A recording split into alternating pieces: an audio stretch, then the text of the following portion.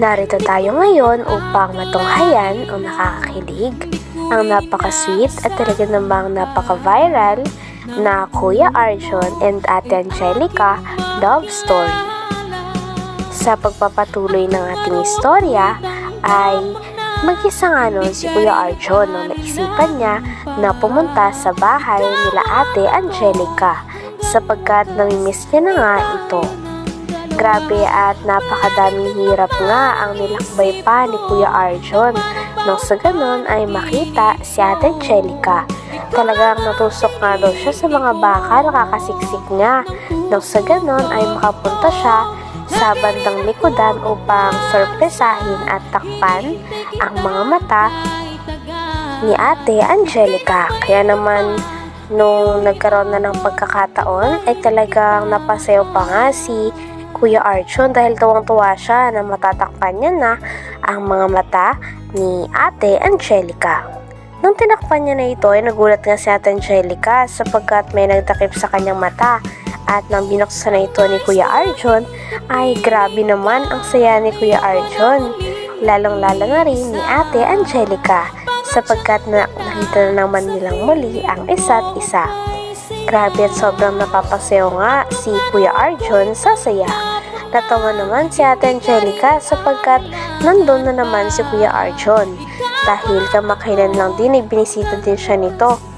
Sabi naman ni Kuya Arjon ay okay lang yun sapagkat gusto niya daw talaga na araw-araw na makita si Ate Angelica sapagkat lagi niya daw ito agad nang-miss. Dagdag pa ni Kuya Arjon ay talagang napakaswerte niya daw kay Ate Angelica sapagkat kahit babae ito ay napakasipag at napakagaling daw nito sa kanyang mga ginagawa. Napansin din ni Kuya Arjon na nagkakayod nga si Ate Angelica. Sabi naman ni Ate Angelica ay hindi daw ito mahirap para sa kanya sapagkat ito daw ang naging kabuhayan ng kanilang mga magulang na ngayon ay ginagawa na rin ng kanyang mga kapatid, pati na rin siya. Kaya naman natuto daw sila at hindi naman daw talaga ito mahirap at magaan nga lang daw ito na gawain. Kaya sabi naman ni Kuya Arjon ay kahit na daw, ayaw niya daw na napapagod daw si Ate Angelica. Kaya naman gusto niya din daw itry na sa ganon ay matulungan niya daw si Ate Angelica at hindi na mahirapan ang dalaga. Habang nandun nga si Kuya Arjon ay talagang grabe ang pagpapatawa nito kay Ate Angelica. Kaya naman nung natawa si Ate Angelica ay hinahampas niya din si Kuya Arjon ng onti lamang at si Kuya Arjon naman ay nag-overreact o kunwari natutumba para mapatawa si Ate Angelica. Nung dumating na nga ang oras at gusto na talaga i-try ni Kuya Arjon ang pagkakayod ay binigyan ng pagkakataon ni Ate Angelica si Kuya Arjon. Kaya naman tinry na nga ni Kuya Arjon at tawang-tawa naman si Ate Angelica sa kanya sapagkat hindi siya sanay at hindi niya alam kung paano ito gawin.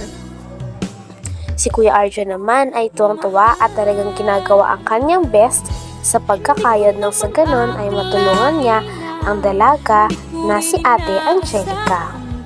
At syempre dahil talagang hindi pa talaga marunong si Kuya Arjon ay tinulungan na siya ni Ate Angelica at tinuruan.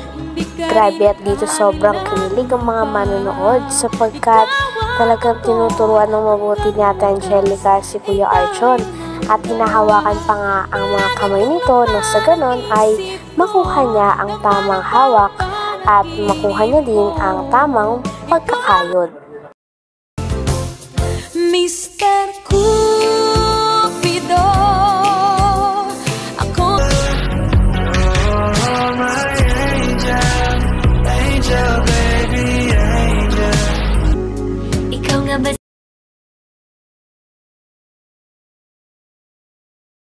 Ikaw nga ba may sa isang sulat mo ay nabilang ako para bang iba na ang lahat.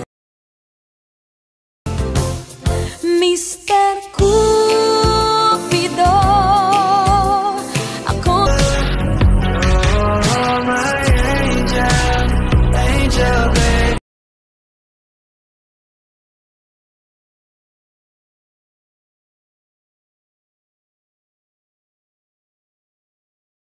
Sa isang sulyap mo ay nabilang ako.